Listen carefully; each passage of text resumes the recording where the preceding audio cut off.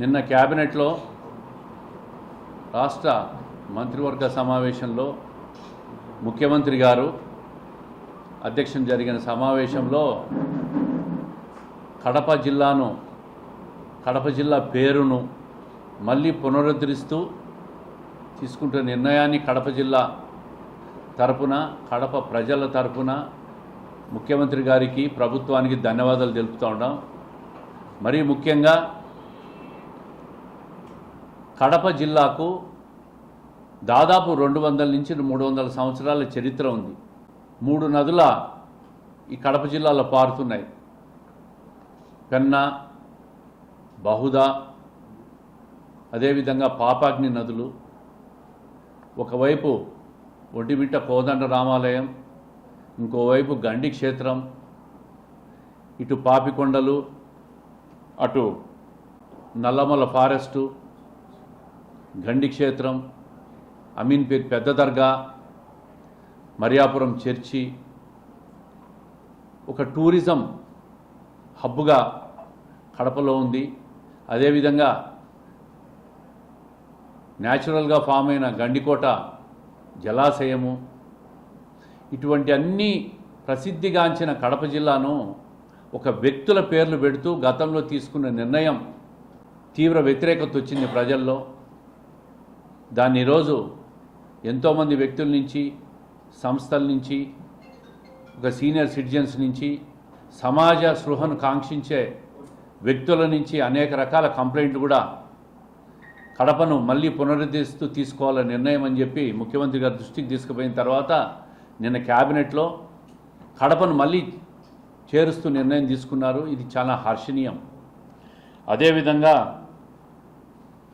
ఒకసారి స్వాతంత్రం నుంచి పరిశీలిస్తే పెద్ద పెద్ద మహామహులు, కడప కోటిరెడ్డి లాంటి వ్యక్తులు, ఇటువంటి వ్యక్తులందరూ కూడా కడప జిల్లా రాజకీయాల్లో ప్రముఖ పాత్ర పోషించిన వ్యక్తులు, స్వాతంత్ర సమరంలో పాల్గొన్న వ్యక్తులు, కడప కోటిరెడ్డిగా ప్రసిద్ధిగాంచిన వ్యక్తి ఆయన. మరి ఇంత పెద్ద పెద్ద మహనీయులందరూ ఉన్నప్పుడు వాళ్ళ పేర్లన్నీ పెట్టకుండా కేవలం వైఎస్ రాజశేఖర రెడ్డి గారి పేరును, కడప జిల్లాను తీసేసి ఆయన పేరును పెట్టారు. రాజశేఖర రెడ్డి గారి పేరును పెట్టడానికి ఇక్కడ ఎవరు వ్యతిరేకించడంలే. అయితే ఇంత పెద్ద చరిత్ర కలిగిన కడప జిల్లాను, కడప పేరును మారుస్తూ తీసుకున్న నిర్ణయాన్ని దాదాపు 15 సంవత్సరాలుగా అనేక మంది పోరాటాలు చేస్తూ ఉన్నారు. కడప పేరును మళ్ళీ పునరుద్ధరించాలని.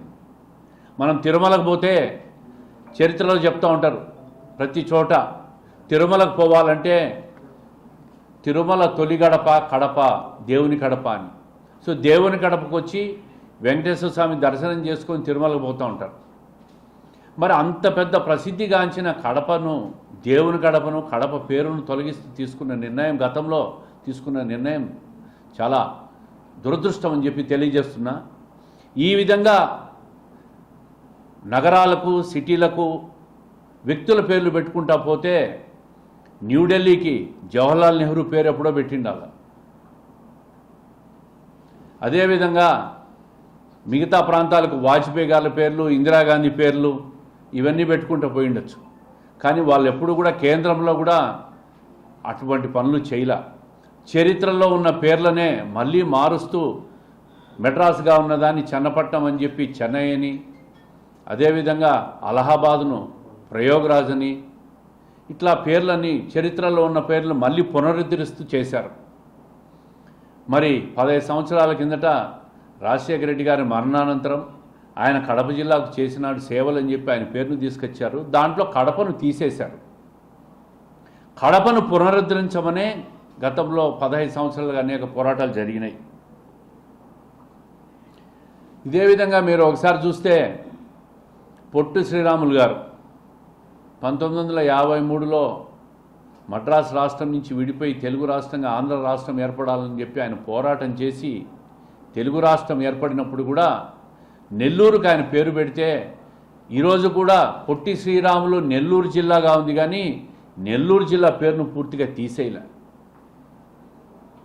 ఇవన్నీ కూడా దృష్టిలో పెట్టుకొని, ప్రజల మనోభావాలను దృష్టిలో పెట్టుకొని, కడప చరిత్రను గౌరవిస్తూ, కడపలో గతం నుంచి ఉన్న ప్రాచీన సాంప్రదాయాలను చరిత్రను అన్నీ గుర్తుపెట్టుకొని మళ్ళీ ఈరోజు వైఎస్ఆర్ కడప జిల్లాగా నామకరణం చేస్తూ నిన్న క్యాబినెట్ నిర్ణయం తీసుకుంది.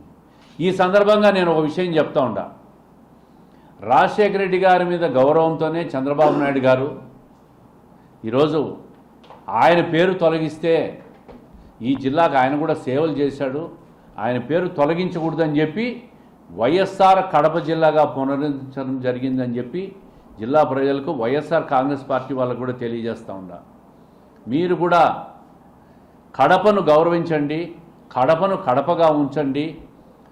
మీకోసం రాజశేఖర రెడ్డి గారు కడప జిల్లాకు సేవ చేశాడని గుర్తుపెట్టుకొని చంద్రబాబు నాయుడు గారు కూడా ఈ సందర్భంలో ఆయన పేరు తీస్తే మంచిది కాదనే ఉద్దేశంతోనే ఆయన పేరును కంటిన్యూ చేస్తూ కడపను మళ్ళీ నిలబెట్టారు.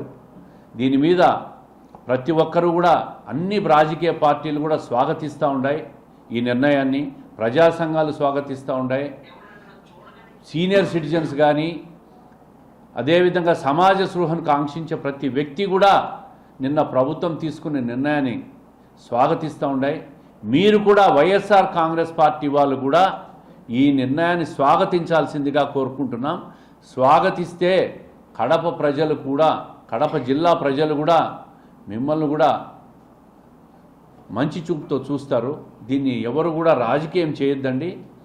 ఈ రోజు నుంచి నిన్న క్యాబినెట్ నిర్ణయం తీసుకున్న తర్వాత నిన్నటి నుంచి ఇది వైఎస్ఆర్ జిల్లా కాదు, వైఎస్ఆర్ కడప జిల్లాగా తొందరలో గజెట్ రాబోతా ఉందనే విషయాన్ని కడప ప్రజలకు తెలుగుదేశం ప్రభుత్వం, కూటమి ప్రభుత్వం తరపున తెలియజేస్తూ ప్రభుత్వానికి కూడా కృతజ్ఞతలు తెలియజేస్తూ ఈ కడపను పునరుద్ధరించడంలో చేసిన ప్రయత్నాలు, పోరాటాల్లో పాల్గొన్న ప్రతి వ్యక్తులకు, ఎమ్మెల్యేలకు, ఎమ్మెల్సీలకు, స్థానిక మిగతా ప్రజాప్రతినిధులకు, కడప ప్రజలకు అందరికీ కూడా కృతజ్ఞతలు, శుభాకాంక్షలు తెలియజేస్తూ ఉంటాం.